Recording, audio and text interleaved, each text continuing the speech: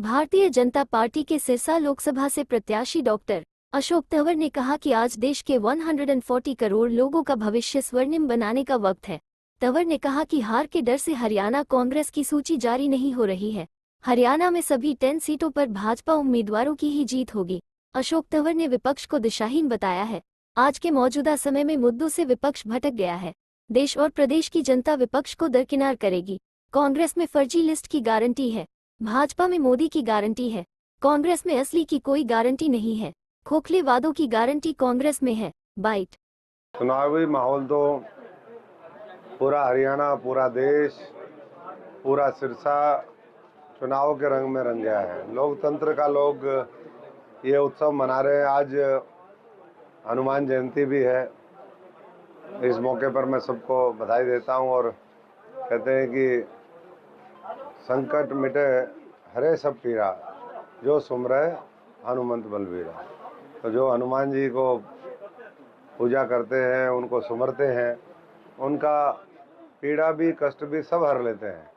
तो आने वाले समय में पूरे देश की पीड़ा, देश का कष्ट वो हर के, और जो मोदी जी पूरे दुनिया के अंदर भारत को विकसित राष्ट्र बनाना चाहते हैं, जो संकल्प उनका है कि अगले 5 वर्ष में भारतवर्ष पूरी दुनिया की तीसरी आर्थिक महाशक्ति बने, किसान, मजदूर, कमेरा वर्ग, हमारे छोटे छोटे दुकानदार, व्यापारी, कर्मचारी, उन सब का भला हो, तो उसी और दिशा में हमारा देश जा रहा है। आज रानिया मंडी से हमारे कार्यक्रमों की शुरुआत हुई।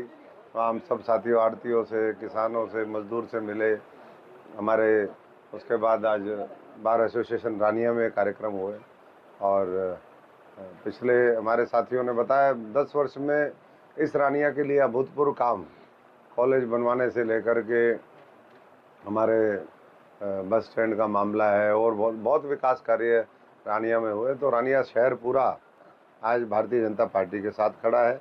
और इनकी कुछ और बातें थी, मैं समझता हूँ कि उन बातों को भी, क्योंकि वो हमारे मनोहर लाल जी की घोषणा है यहाँ पर सब डिवीज़न बनेगा, तो वो भी प्रक्रिया जारी है। तो सब साथियों, मैं यही आह्वान और अनुरोध करूँगा कि 25 तारीख तक पूरी ताकत लगा करके और गली गली में, घर घर में कमल खिले और लाखों वोट से ये सीट मोदी जी की झोली में जाए।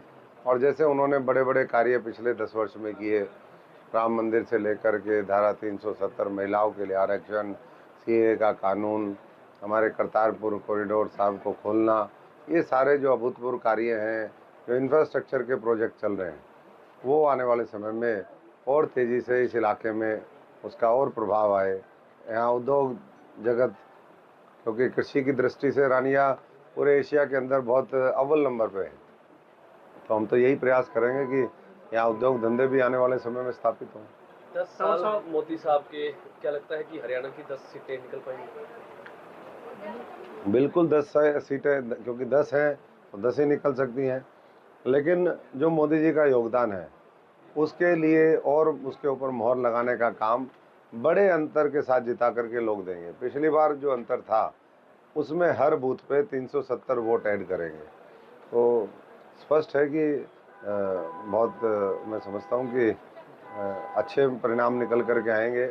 और जो बौखलाया हुआ विपक्ष है, दिशाहीन विपक्ष है, जो मुद्दों से भटक गया है, विचारधारा जिनकी बची नहीं, नेतृत्व जिनके पास नहीं है, वो जो है उनको प्रदेश और देश की जनता दरकिनार करेगी। डॉक्टर साहब, कांग्रेस अभी तक लिस्ट जारी नहीं कर पा रही है। 2 दिन पहले एक फेक लिस्ट भी जारी होती है, उसके बाद उसका खंडन करना पड़ता है उन्हें। क्या लगता है, क्या कारण? पेच कहाँ फंसा हुआ है? देखिए, पेच कहाँ फंसा हुआ है इसका तो मैं क्या जवाब दूँ, लेकिन वो पार्टी ये कह रही है कि भाई हम असली की कोई गारंटी नहीं है, फर्जी की गारंटी है, फर्जी लिस्ट की गारंटी है और जो है खोखले वायदों की गारंटी है। तो अब वो क्या उनके मन में है, क्यों उनके जो है उम्मीदवार भाग रहे हैं मैदान छोड़ करके। 40 दिन तो उन्होंने ऐसे ही बिता दिए। अब वो कैंपेन करने के लिए कितना समय उनके पास है ही कहाँ। प्रदेश की जनता भी जानना चाहती थी कि भाई बराबर में जब कोई उम्मीदवार हो, मैदान में कोई उतरे, तो वो भी अपनी बात रखे, हम भी अपनी बात रखें। हम तो अपनी बात रख रहे हैं, लेकिन उनकी मुझे लगता है कि बात रखने के लिए ना तो अब उनके पास समय है और ना प्रदेश की जनता उनकी बात सुनेगी। तो एक तरफा चुनाव है और बहुत अच्छा होगा। क्षेत्रीय पार्टियों ने भी अपने उम्मीदवार उतार दिया, एनएलडी या जेजेपी की बात करें। अच्छी बात है। मैदान तो में तो सब जी गृह क्षेत्र है, लेकिन आप देख रहे हैं कि पिछली बार भी लोकसभा चुनाव में ये तो डायरेक्ट फाइट हुई थी और मुझे लगता है कि इस बार भी वो जो डायरेक्ट थी वो भी इस बार नहीं बचेगी। जहाँ पहले आईएनएलडी और जेजेपी खड़ी थी, कांग्रेस भी उनके बराबर में ही आकर के रुकेगी, उससे आगे उनकी गाड़ी बढ़ती हुई नहीं दिख रही। जितने भी प्रत्याशी हैं भारतीय जनता पार्टी के प्रत्याशी को छोड़ करके, वो सब अपनी जमानत बचाने की लड़ाई लड़ेंगे। उनको जीत का मुझे नहीं लगता कि कोई, और इसीलिए वो मैदान में भी नहीं आ रहे हैं और मैदान में आना भी नहीं चाहते।